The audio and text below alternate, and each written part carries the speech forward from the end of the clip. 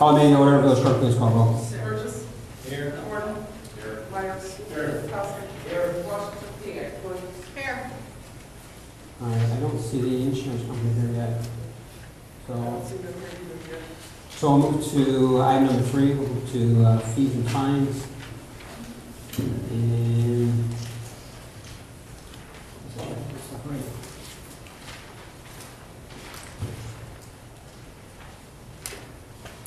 all right, this came before the board about 4 weeks ago on fees and fines.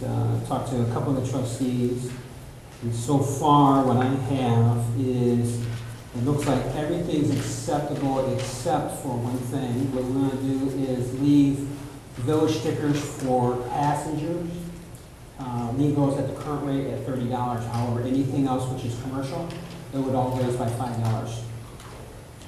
So your motorcycles, motorbikes, vehicles, passenger automobiles, those would all remain at the $30.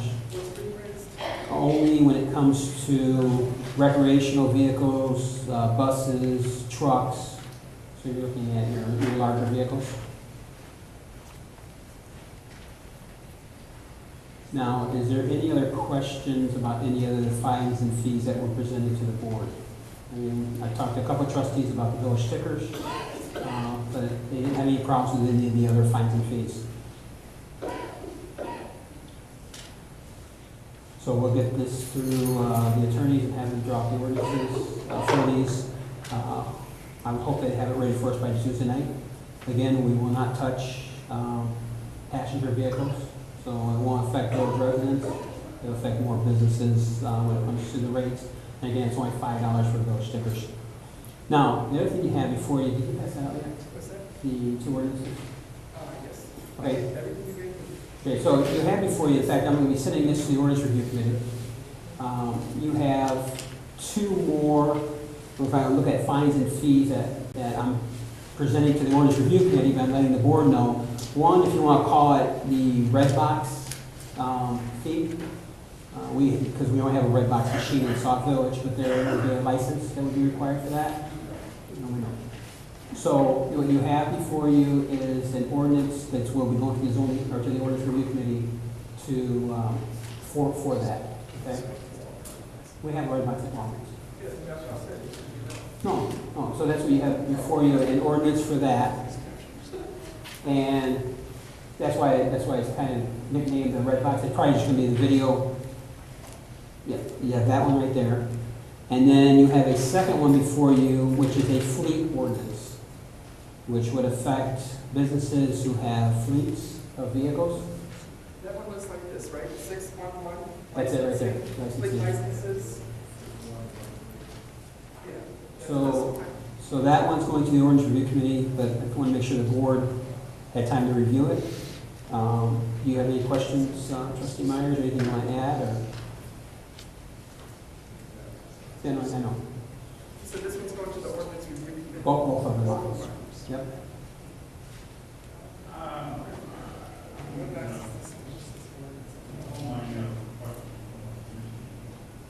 Okay. Yes. So this is other than, like, village stickers, this is something entirely different, like, this would affect YRC, ABM. YRC, ABF, anyone with a fleet of vehicles. So, That are based. in Sauk Village. Okay, because I know the industrial park, these rangers over there, they're not based, but their trucks are there, they move freight out of that area. That's, again, that's something you should take a look at, something for the ordinance review. They may have something they want added. Again, these are just fines and fees we're presenting to the board and to the ordinance review committee.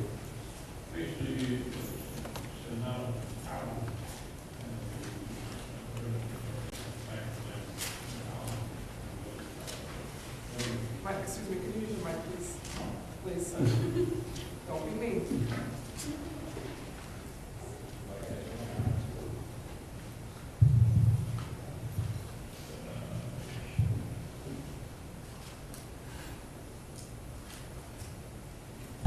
basically, it's just that, now, it says, like it says that if the registration comes back in their house here in Sauk, they must have been a little sticker. That's how all these years everybody got away, because all their stuff comes from Ohio. Right. And some of the other ones over there in Industrial Park now, they are based here. And some of the rigs down there on Florence Avenue is based here. So, yeah, I will have the committee look at it and let you know what I will do, and then I'll bring back to the committee. All right. Any other questions on the findings, please? Okay. Yeah. All right, so I see Valerie and Bruce are here, so we'll move back to item number 2. And this is insurance update for the Old Troop. It is Bruce, correct? That is correct. Actually, I want to call you Bill, that's your boss, right?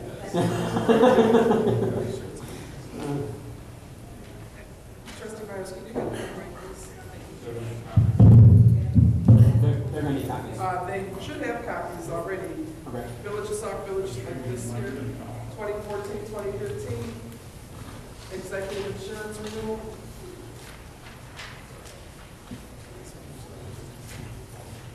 The only thing we ask is that you talk really close to the mic because so the residents can hear. Okay.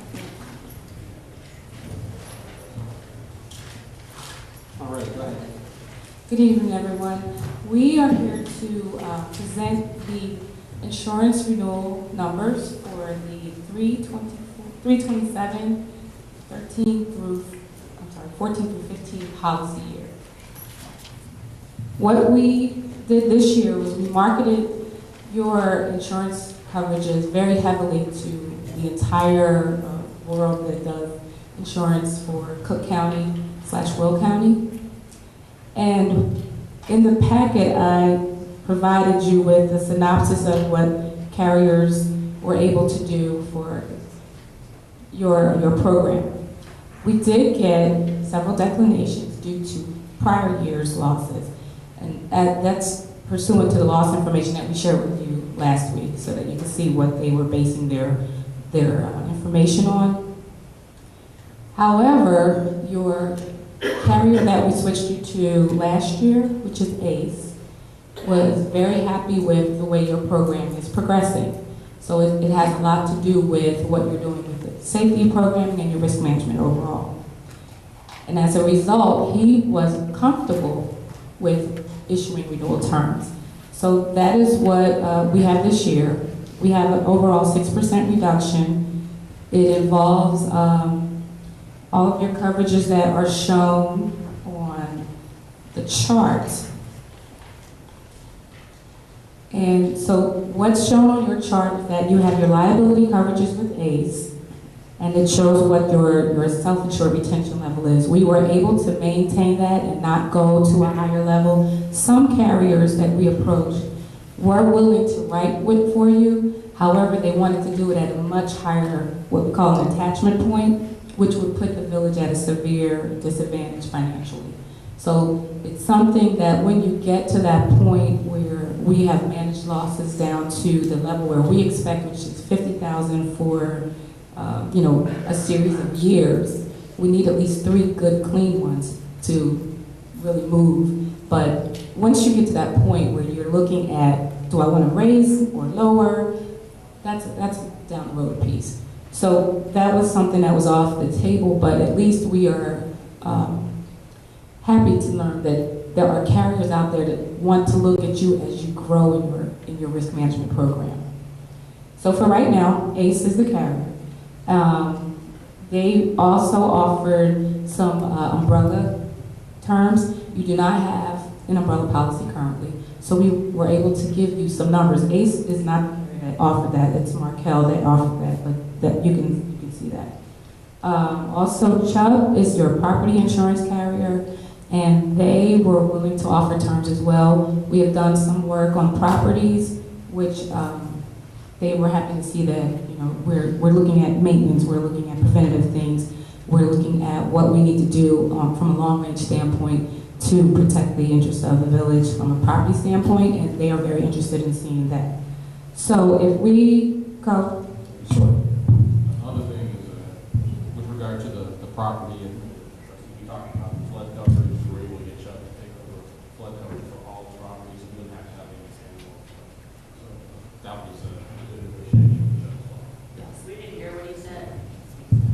I stated last year, we were marketing the property, and Chubb, the carrier that handles the property for the village, was unwilling to offer flood coverage for 3 of the properties. And we were able to work with Chubb and their loss control team to take a look at the flood mapping and confirm that the village isn't in any threat of having large floods in the flood zone. So Chubb was willing to write the coverage without any changes to the policy, except a slight deductible. So if we go back to the first page quickly, we'll go through what the highlights of the program are. And I'm going to take my phone. Okay. Previous to this past year, you were on a program which was disjointed. You had several carriers. For instance, you had Philadelphia, you had Brit, you had a number of carriers.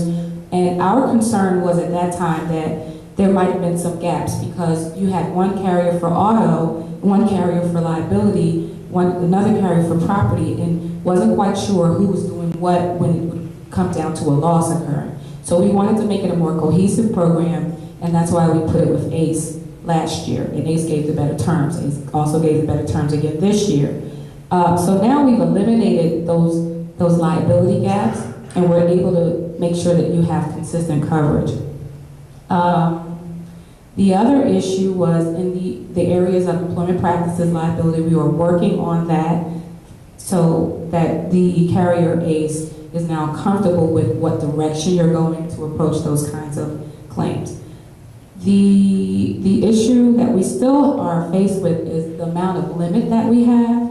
We are still working to increase that.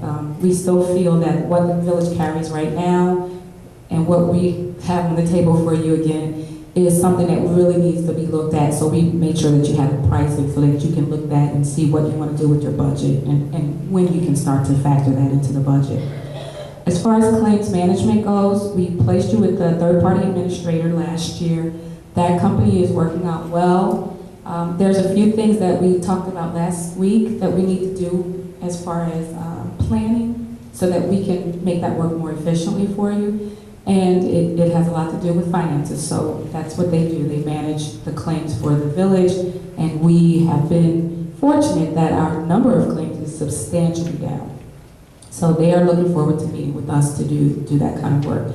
Pollution liability is something that we did not have in the past, and we now have, and we've had it for the past year.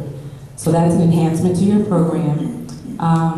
And then as well as the marketplace still being somewhat of a very hard market. Underwriters are looking intently at what you're doing, what your losses are, and they are underwriting to the T. So even though we give them the great story about where you're going, some underwriters, like I said, are still not quite comfortable that you're there yet, and we're continuing to put that narrative out about what you're doing and how you're doing it. Just to give a brief explanation on hard market for the constituents that are here. The insurance industry for like the last maybe 5 to 6 years has seen rates go up. So when we say a hard market, that means that the market is more aggressive as far as getting rate from the insurers. Rates are going up. When we say soft market, that means that the rates are going down and there are more options for the insurers. So when it's a hard market, it's tougher to place coverage and get it as cheaply as we have in the past. So just wanted to make that explanation for you. On the second page of your summary, it tells you what your total program costs are versus what we're paying last year, so you see the reduction there. It still does not include any umbrella, so that's up to you all to decide if you would like. Once again, we recommend it, being that we're in Cook County. So this is the third year we've had a reduction. Yes. So just so the board realizes, we're looking at coverage of $296,076. Last year, our coverage cost us $319,206, and the previous year was $332,258. Yes. So, we've seen 3 good years of reductions when it comes to our insurance. So. And to that point, Mayor, last year you included in a liability assessment. So we are still factoring that into what we did last year and saying you're still trending down. That's where we want to go. Okay, we talked about the retention that you have now and that you have options for an umbrella at a $2 million and a $5 million limit. So you have pricing for both. So we can turn from that page. This is the page that illustrates what your program costs, how they are broken out by line of coverage. And for ACE, you will see the 2% decrease in the premium. The property, the only thing I want to bring out about that is that we did look at the values for certain buildings in the village this year, and we determined that some were underinsured. So we adjusted the values for the buildings that needed to be adjusted. We also looked at your mobile equipment, and we got more accurate numbers this year for those. So that did go up about, so overall those two things were like a 46% increase in values. However, that did not reflect on the increase in the premium. The increase was only at 15%, and so those two things, were not commensurate. And I'm very happy to see that. So I feel more comfortable with the limits that you have for the village. And if something were to happen at one of those particular locations that we adjusted the value, you're not going to be short any money that would, be paid out. And as far as the crime, last year we did a short-term policy. We had crime only for a portion of the year. That came later. And then this year, it's for a full annual term. And of course, that underwriter is interested to see what you'll be doing with your financials, your audited postings and things like that. They're very concerned, very interested in knowing. So I'll just keep in touch on that matter. The pollution was also increased this year, but not due to anything else because you had a short-term policy last year for pollution as well. So pollution and crime were not full 12 months last year. Now they are. And then we're not doing the police assessment. That is completed. That project has been done. And additional recommendations, we'll be doing a follow-up to see if we've completed everything that you all agreed to do. As far as risk management, that is what the cost is for your loss control programming and your safety, and for overall looking at financials and how we are still managing our money at the village. And then USNC is your third-party administrator for your claims. They only do the liability. You have workers' compensation with the Illinois Public Risk Fund. That is not a part of this program. That renews in January, and you've already taken care of that. And that is on a direct bill basis as well. So this shows you what your comparison pricing was in the 6% decrease. At the bottom is where the excess coverage or the umbrella coverage, those are the prices. And if you decide as a committee to have the board approve any additional coverage, you would just add this to the totals. And then I'm available to answer any questions about that as well. Yes, sir? Go ahead, sorry, Trustee Marsh. No, we'll just cover our park and rec. Oh, yes, that's a part of it, yes. Trustee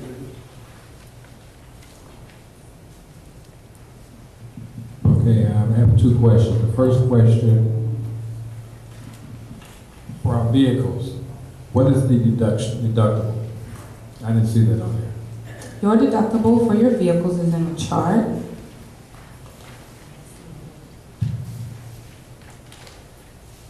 Okay, there's the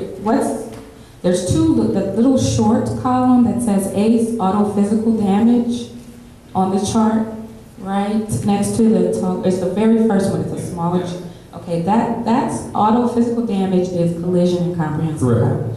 And you have the full limit of $1 million, and it is a $25,000 deductible, or as self-insured retention. $25,000 per vehicle, per incident? Mm-hmm. It's designed for more catastrophic things because you typically don't have the loss frequency there, so you wouldn't want to pay the premium for something that you don't really need to be using. It's a reverse psychology on that. You don't pay as much into for something that you're really not using. Instead, you being the insurance company with this self-insured retention, you're the insurance company of Sauk Village, you say, I'm going to keep that money that I would have paid out premium to have a lower deductible. So in other words, they would pay anything over $25,000. So I can buy a car. Yeah, I mean, really, why would I fix, that's what I'm asking, you know, if something happens in transmission or something fell out because of lack of whatever the case, or they got hit, they won't cover, they will cover, we have to pay the first $25,000. Yes. Okay. Yes. And that was, it was their price on how much it would be if we just paid $500 or $1,000 deductible? You really don't want to go 500 or 1,000. That's more like personal lines.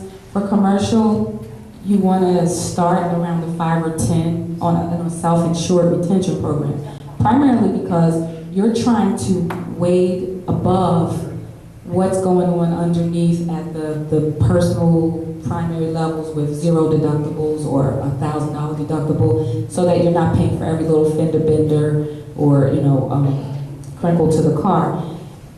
Those are the kinds of things that you can manage in-house, and so you don't want to pay the premium out. Now, you always have the option to say, well, what would be the premium for a 5 or a 10,000? I can show that. I can get that for you. And the next question, could you explain to me, 2 MM, is that million? Yes, sir. Million. Oh, just million? Just million. Oh, okay, and I saw M, I thought 2, okay, so MM would just It's be just million. yeah. So that would be an increase of 21,000 if we wanted to go to $2 million. Right now, we're at 1 million, correct? You don't have an umbrella right now. You have nothing over your 4.9 mil. Now, would the umbrella wouldn't cover the cars either, right? Yeah, not for physical damage. With a vehicle, whatever the value of the damages are and the vehicle cost is, that's what you get. For liability, yes, an umbrella goes over that. So say, for instance, one of our drivers hits someone and their damages exceed our limit that we have right now, 4.9. And they make a demand for, say, $10 million. That's where your umbrella comes in to help you. It gives you that additional limit so that you're not coming out of the village's money, out of your general fund, to pay for something that insurance could have otherwise paid.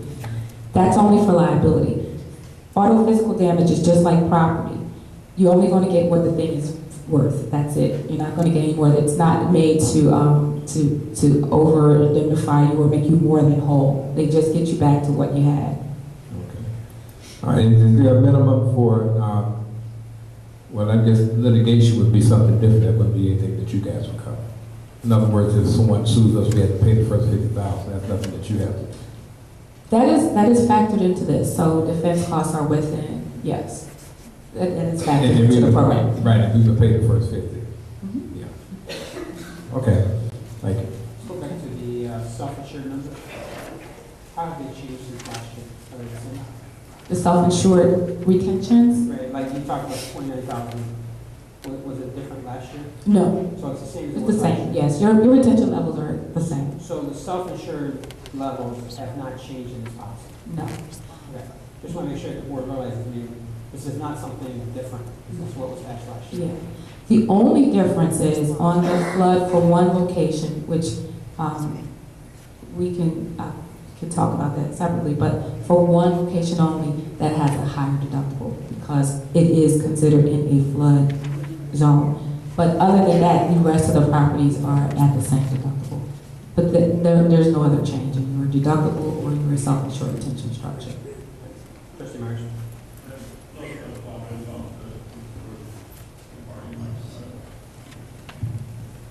The flood zone is all based off the New County flood maps and everything. Flood map. So they did an entire restructure, the entire South Suburban last year. All right, that's good. We even had Chubb come out. We looked at the Sanborn maps. We looked at everything. So we wanted them to assure us that they were looking at the same maps we were looking at.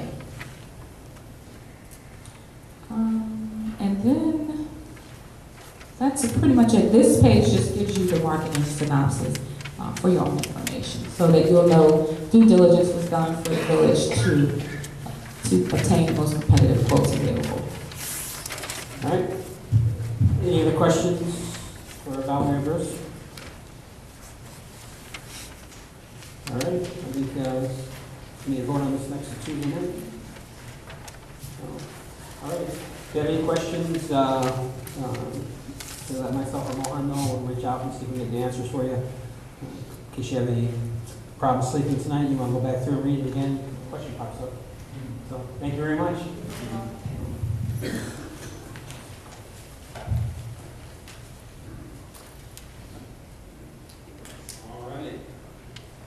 Move down to item number 4. This is something that I'm going to start adding to every single committee meeting.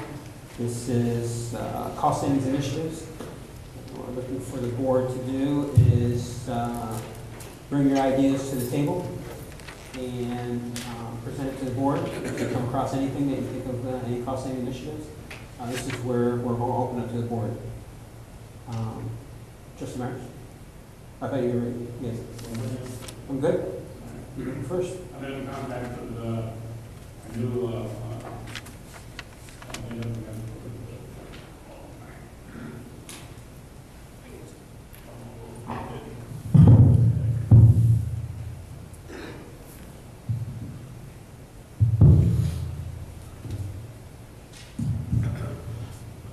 I've been in contact with our new company we're doing the collecting our stuff.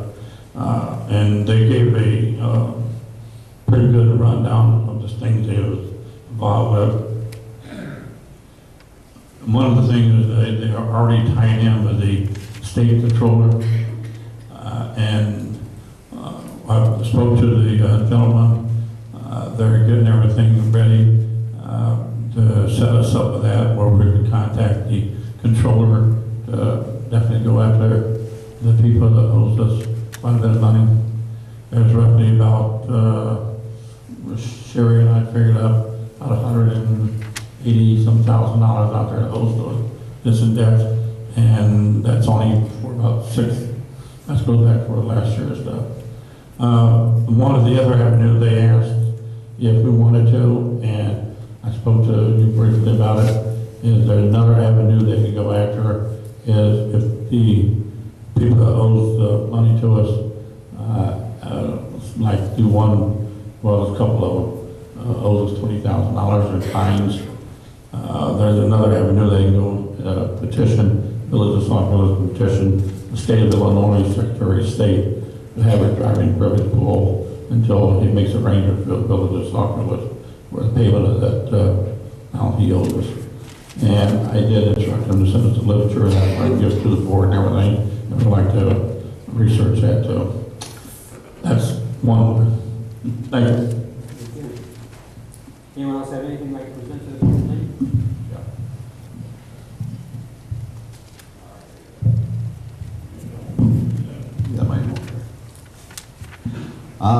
This is something that I've been talking to each of the board members about, so it's nothing that no one's ever heard about. What I do in my professional life is I drive a commercial motor vehicle. I haul heavy and wide loads, and what I'm trying to do is work with the board and the police chief and to move forward and actually have an actual program implemented into the police department in truck enforcement. From what I understand, we have 2 truck enforcement officers. We already have them. Again, I have to talk with the chief about putting them in place and implementing a program. We are not home rule, so we cannot do a lot of things that other municipalities can do when they come to truck enforcement, but the revenue is out there. Will it dig us out of the hole completely? I don't think so, but it will help extremely with some of our budgetary constraints. I've worked with, or been dealing with different municipalities and talking with their truck enforcement officers, their chiefs, and the money is out there. All we have to do is implement the program. The chief is aware of it, and all they have to do is move forward on it. I will be working with the village board and the mayor to bring something to the table, a little bit more concrete with numbers, but I think we really all need to look forward to this. It has been brought to my attention, some people say truck enforcement, it's a bad idea because you're going to shoo away businesses. I would say no, it's not going to shoo away businesses at all. Every single common carrier that comes down Sauk Trail does not deliver freight to Sauk Village, nor 394. They're driving through our community, and if they're in violation, our officers, if certified, can pull these guys down for overweight, overaxle. They got a mud flap missing. We have to find a way that we can find them and generate the revenue for that. That's it. All right, thank you very much. Anyone else? All right, so I look forward to these trustees jumping on and taking advantage of these. And again, I'm looking for the other trustees to come up with cost initiatives and cost savings ideas. Again, this will be something that you will take and something that you can come back and show the village residents how much you saved this community. So reaching out, I thank Trustee Myers and Trustee Morton for stepping up to the plate on the first couple. And I'm looking forward to hearing what the rest of the trustees have going forward. Trustee Myers, do you have something else?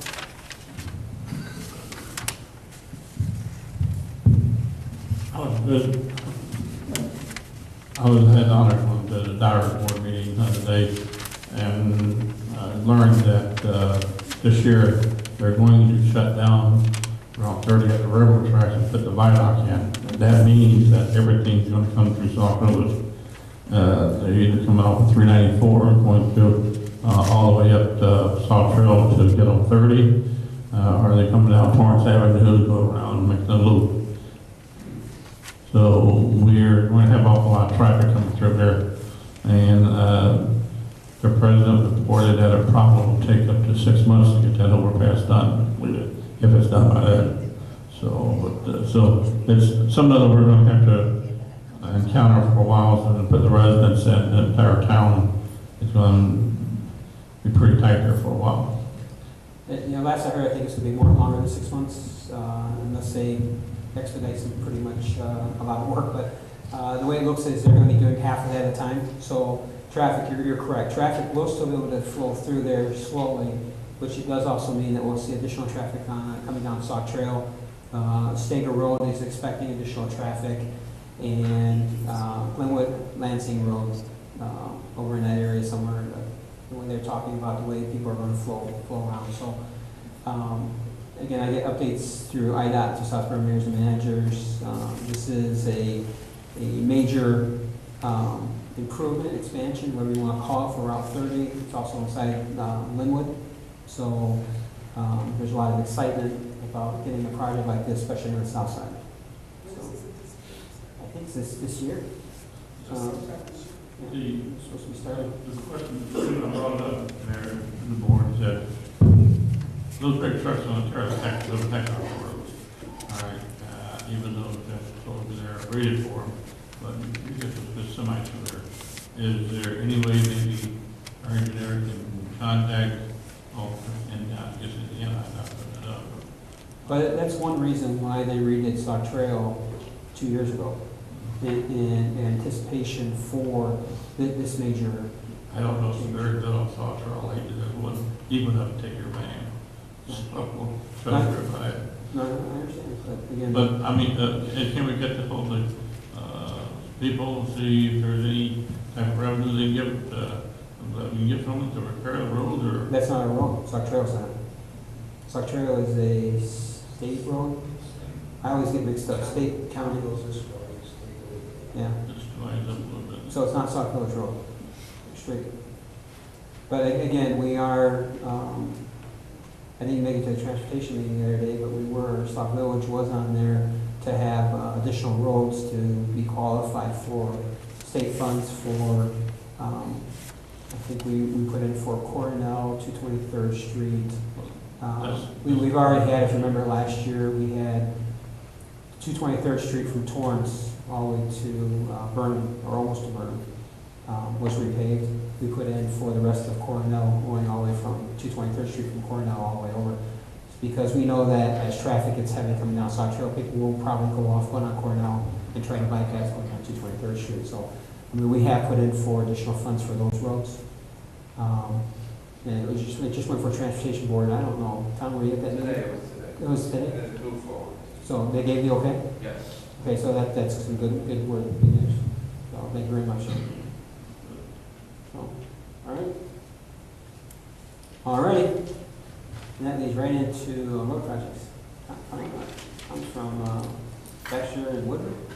He's our engineer for tips. Has some good news for us tonight. You want to get the mic? You have to speak close. Hi, good evening. You have two agreements in front of you. One is the local agency agreement between the village and IDOT, and the other one's an engineering agreement with our firm. Back in, for the Logistics Center Drive project, there's no map.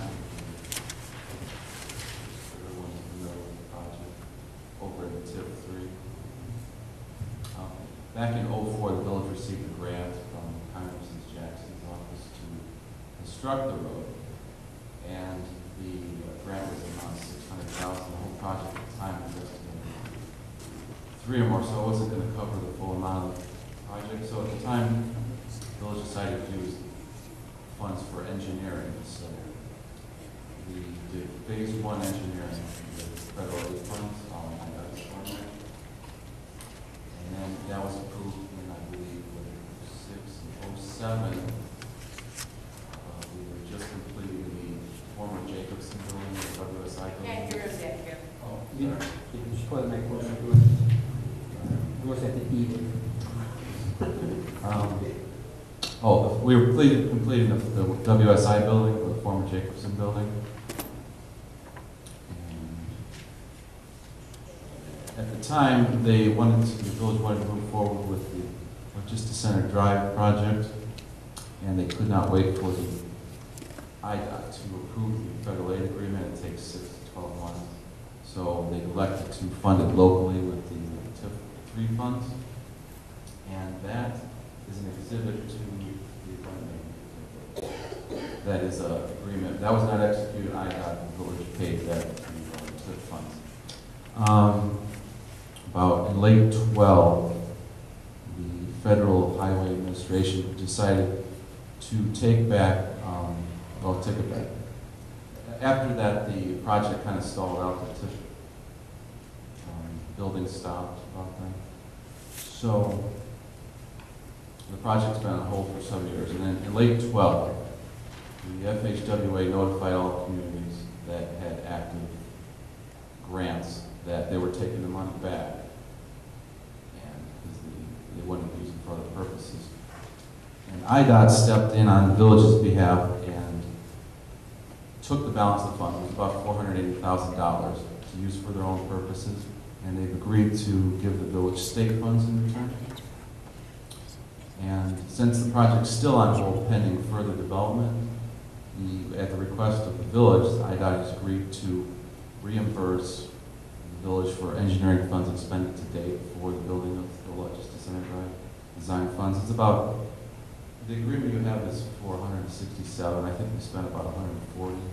So these new agreements will allow the local agency agreement, the village to get reimbursed with state funds, so you can reimburse your TIF accounts.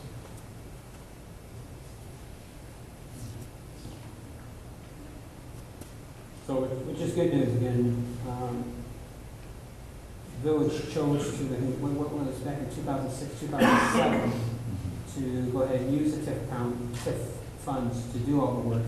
Now we're getting reimbursed through these 2014. So, finally getting reimbursed for the funds that we were able to, that they spent. So, without, if a problem, this will be on the agenda to approve next Tuesday night. I'd like to thank Tom and Baxter Women for all the work they've done, especially getting all this. And there was a lot of going before IDOT and getting approvals and putting all this stuff together and looking at how much money we spent. So I appreciate everything actually we've done on the project here. So, and again, we've got some other projects that we're working on, so we're excited about. So any other questions? No?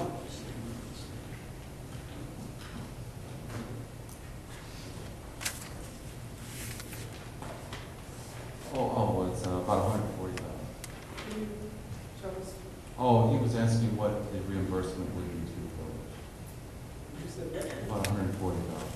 That's been expended.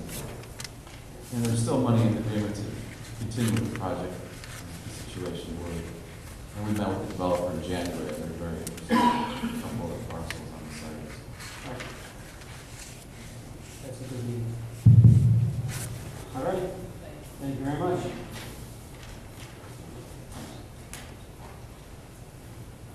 Just so the board knows, that next week there's going to be a special meeting also, next Tuesday. And of course, right now I'm thinking of doing the executive session next Tuesday night. There's also going to be a special meeting for the CDBG grant funding and what we're applying for this next year. So I was hoping to have all that prepared, ready for it tonight, but we don't have everything. We're still working on a couple last things, but everything will be that special meeting next Tuesday to discuss that. I would say so. We'll start at 6. So special meeting's over. All right, go to public comment. All questions and comments must be directed to the mayor. Each speaker will be given 3 minutes to comment on a topic of their choice. Each speaker will be allowed 1 opportunity to speak.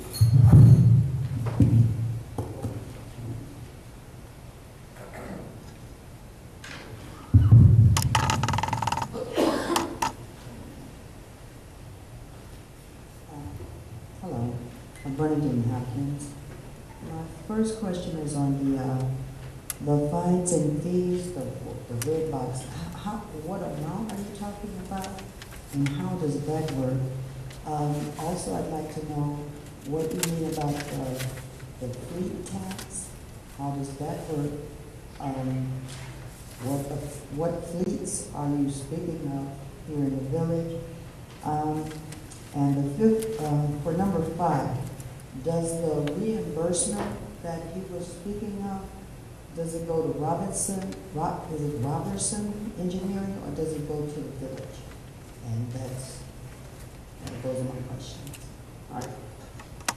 The city ordinance, the red box ordinance, all of us was presented to the board before to go to ordinance review committee. So there'll be another meeting where we discuss everything. It's kind of premature to talk about. I mean, you want to talk about red box. It's where, most of your vending machines have to have like a license tag on them. It's looking at, what's that should be charged, what other communities, again, that goes for the ordinance review committee. Those will be discussed in another meeting. The fleet, again, it's any company that has a fleet of vehicles. But again, it's a little premature to talk about that. All of us was presented to the board and it passed off to the ordinance review committee. It may come back totally different than what the board's seeing tonight. It's up to the committee. On the TIF reimbursement, it's a reimbursement for money that we've already spent, and it goes into the TIF fund itself. So, all right. Thank you. Anyone else? Anything? Please come forward. Hi, I'm Javante Hasty. I just have, regarding the fines and fees, do we have a fee for the donation boxes that are popped up all over the place, or a fine as if they don't keep them maintained as far as the donations overflowing or anything of that nature, and exactly where they can pop up at? The books, the clothing, the shoes, those type of donation boxes. And also as cost, not necessarily cost savings initiatives, but maybe, I know different municipalities and states that usually have a unclaimed property auction, maybe at least once a year, if not every other year. Found bikes, stolen property not recovered or anything like that. And I know Sauk Village and probably have not had one at least for the last 7 years. So my question is, where is all of this property? Is it all always claimed, or is it taken up storage somewhere? And if it is stored somewhere, can we use that to, have an auction to create funds and release that storage space for other usage? All right. Let's talk about donation boxes. I don't think, and Sherry was here tonight, she said, I don't think there's a license or a fee for donation boxes, and most of the time you'll find out they're sitting on personal property. So let me double check. I don't have all the ordinance for me, and probably Trustee Myers should probably answer it better than I could. I don't remember us having a fee for a donation box. So, again, I only have a handful with me tonight, but we'll double check on that one. The other thing is the unclaimed property. We were just talking about that probably about a week or so ago with the Public Works Department and the police chief about setting up an auction for those. We're looking at probably this next year after the weather breaks. We do have a storage area. It's held within our Public Works Department. We have a container, if you want to call it, a little trailer that we keep stuff in. You're right, it's been quite a few years since we've had that. So it's something that we're looking at starting up and going again. Thank you. All right, any other questions or comments? Please come forward. We'll move right along. Judy Cass here. I waited a couple of weeks and I don't see a revision on the paperwork regarding the referendum. I was told that the $2 is really not $2. It's supposed to be $1 because we're already paying $1. But the paperwork says $2. And anybody that lives in Sauk Village knows once that referendum goes through and it says $2, that's what they're going to take from us. So are we going to get a revision on this, or are we all going to vote no? Because it definitely will mean that we're paying the $2 plus $1, which is $3. Secondly, on a personal level, I feel that everybody sitting there today, when they ran for office, it was not a personal thing. It was, I'm here for the people. And I don't feel that that's being moved forward as far as I see things that I want on a personal level, not listening to the people, not even asking the people. And I think it's an extremely important thing when you're sitting in that seat that you're not there for yourself. You're there for us. And we're not being heard. I don't feel we're being heard. We're not being heard because you're not telling us things. And tonight I felt that it was a step forward with the new thing that you're putting on the agenda. And it will bring forth some stuff that we are unaware of, but we should be aware of. So that's all I have to say. But I would like to know about the referendum paper before I move forward. The referendum is already passed by the board, and again, this is a referendum that increases it by $1 up to $2. So, again, it's for the 911. This is a referendum that was brought to this board by the fire chief, who is part of the 911 committee. So, based off of the advice of the fire chief and the 911 committee, the village board approved the referendum. The attorneys have reviewed it, and I can assure you that it takes, if you look at the first referendum that was passed in 1990, the first one said $1 up to $1. This one here now says, how many every year it's been? 14 years or 20 years, I can't keep up. It says $2. So what it does, it brings it up to the $2, which would be an increase of $1. Now, I did not particularly care for the wording. However, when you have attorneys involved and putting all that legal mumbo jumbo in there, it's the way it was worded. So again, we've got early voting starting, so Nothing's going to be changed because I think early voting started when?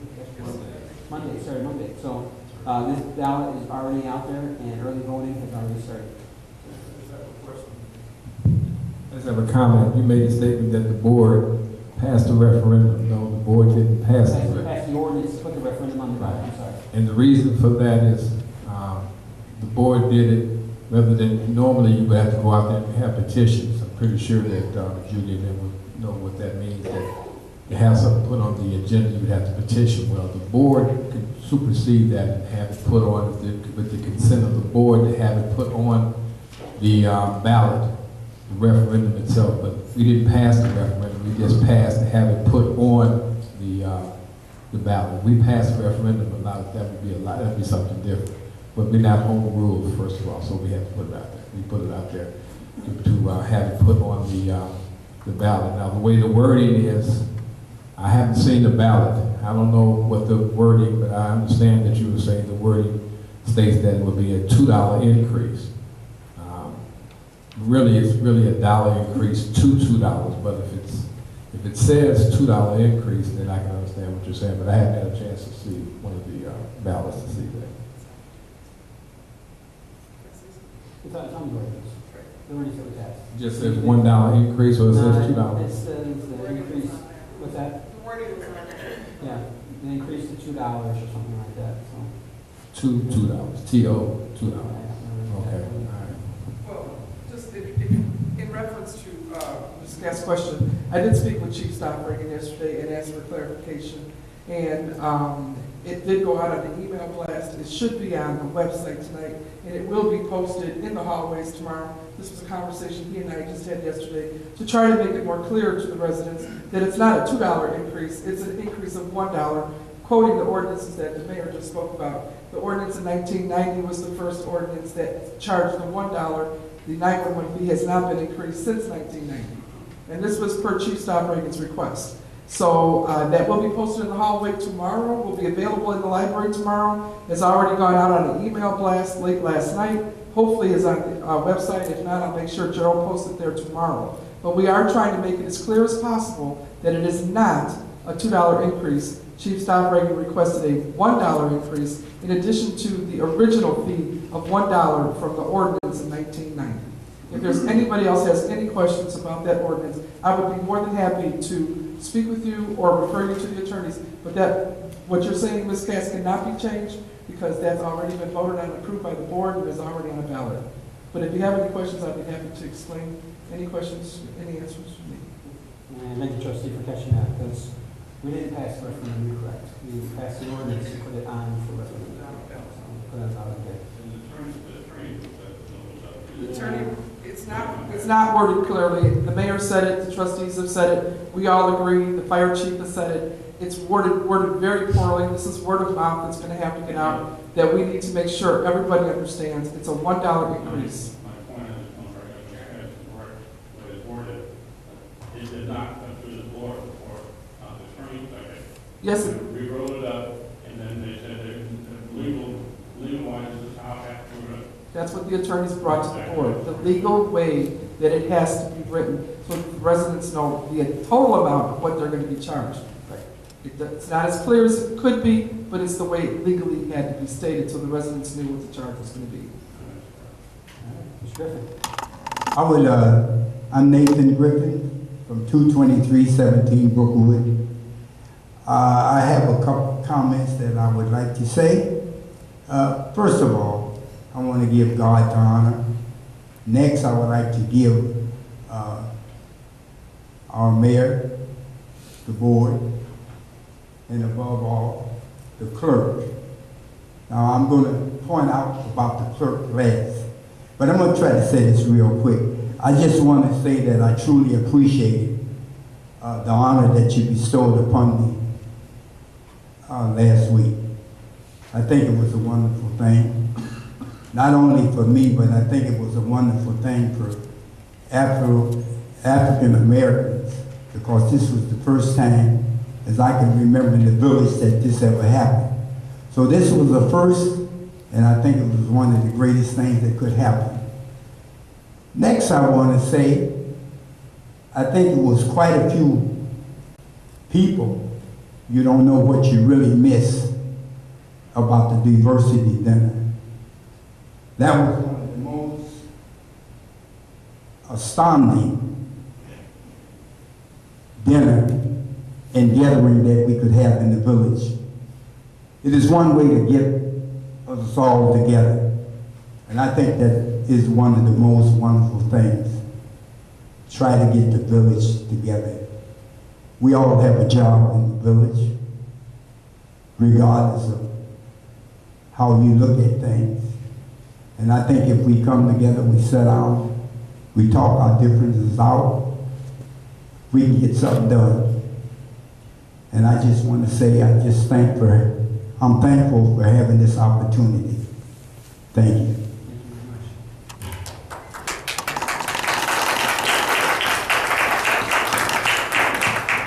No one else? Move to miscellaneous business and comments from the trustees. Second is, Svboard, did you get the mic? No. Second? Trustee Williams? All right, trustee P.L.A.N.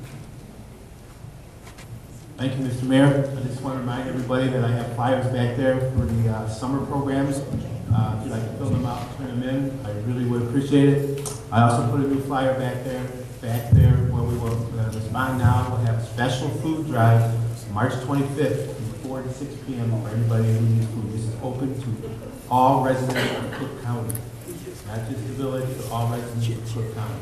So the flyer's back there. If you have any questions, you can see me or give me a call. Thank you. Trustee Moore. Thank you, Mayor.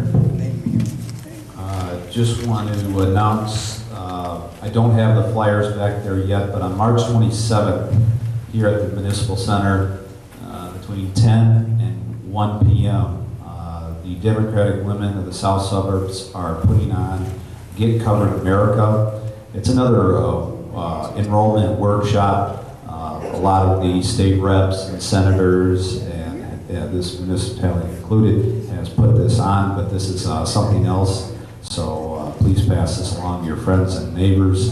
Repeat that date, please. It is March 22nd, 20. That's the 22nd. Second, 2-2, between 10 and 1 here at the town hall.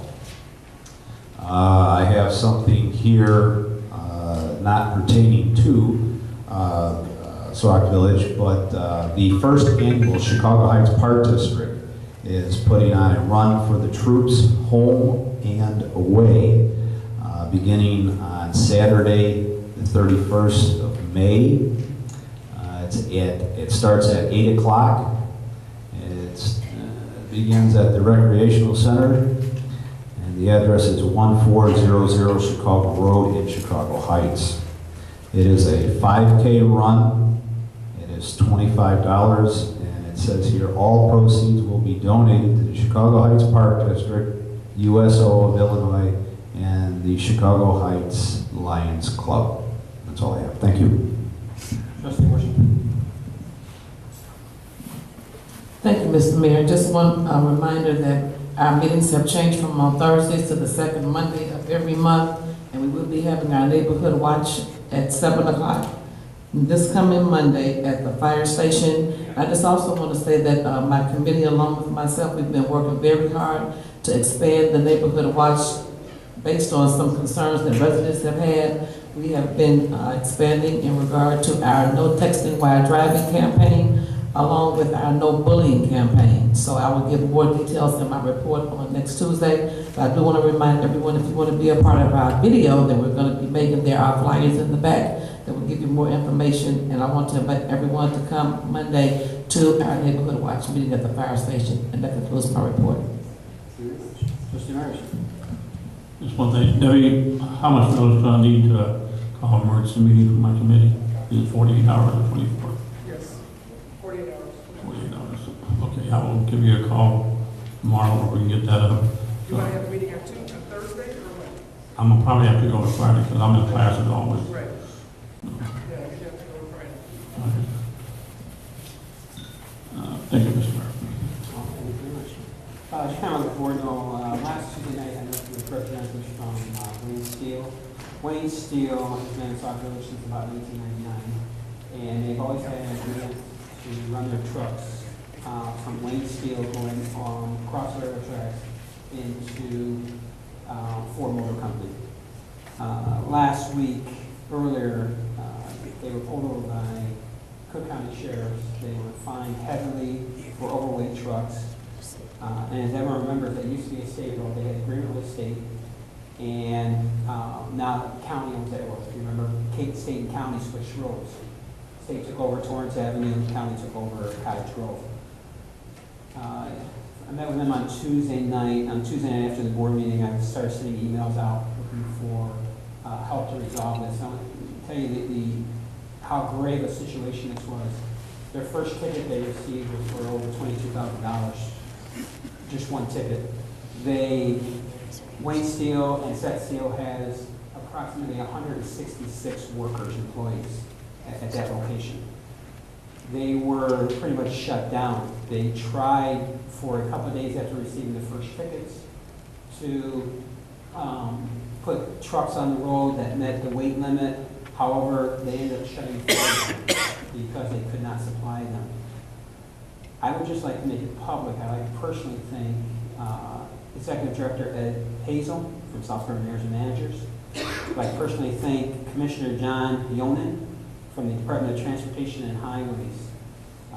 Last Tuesday night I was here, however, not too people knew that I was on the road last Wednesday and Thursday traveling for work. I spent most of my time traveling on the phone between Cook County highways, between South Florida Mayors and Managers, between Wayne Steel, finding out exactly what we can do. By Thursday morning, I believe it was, Cook County had issued them the permits that they needed so they could start to supply Ford Motor Company again. So by Thursday morning? By Thursday morning, they had the permits. So this was a major situation that, you know, if Wayne Steel did not have those permits, they would have lost jobs.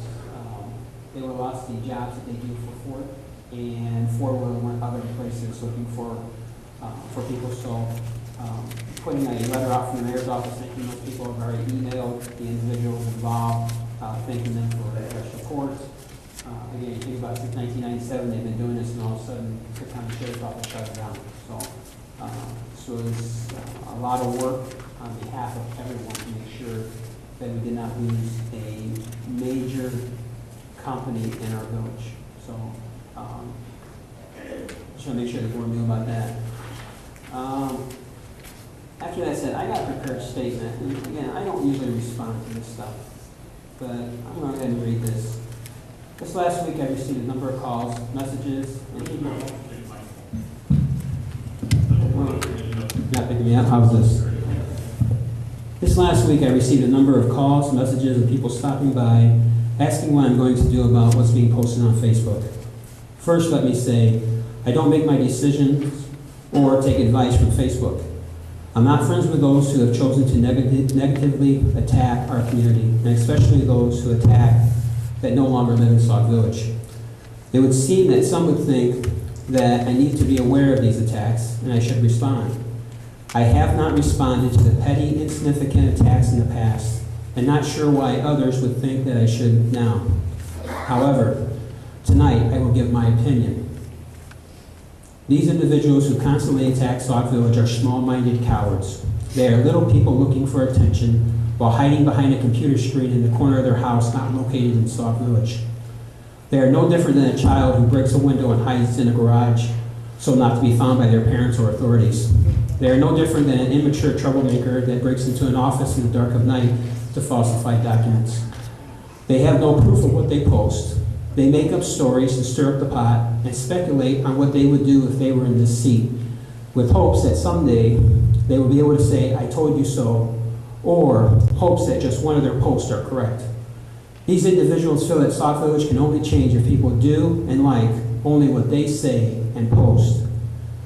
They are doing exactly what they criticized the previous administration for doing, and that was for spreading doubt and fear for personal gain. These individuals are nothing more than what our grandparents would have called our gainsayers.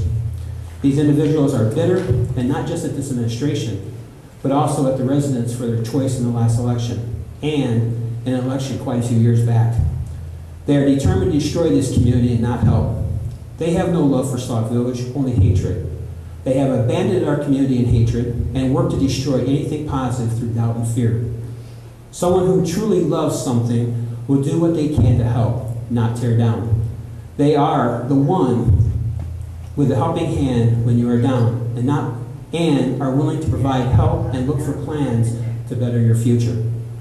These individuals are not in this seat, and I assure you, they do not influence the decisions made. Remember, they didn't do anything productive when they lived in Sauk Village and stirred up trouble back then. What makes you think they are any different some 20 plus years later? If they wanted to be part of the solution, they would bring ideas to the table for discussion. Don't let someone who is constantly pointing to past administrations, never looking to the future, or willing to help our community place doubt on the decisions to move this village forward. We have come a long way in the last year, however. We still have a ways to go. I love Sauk Village, and this has been my home for over 40 years. Don't let the little things get to you. If you find what you're reading bothers you, do as I. Stop reading it. Trust me, you'll feel a whole lot better. You'll also stop giving the little weak-minded people the attention they strive for, and this is my opinion. The emotion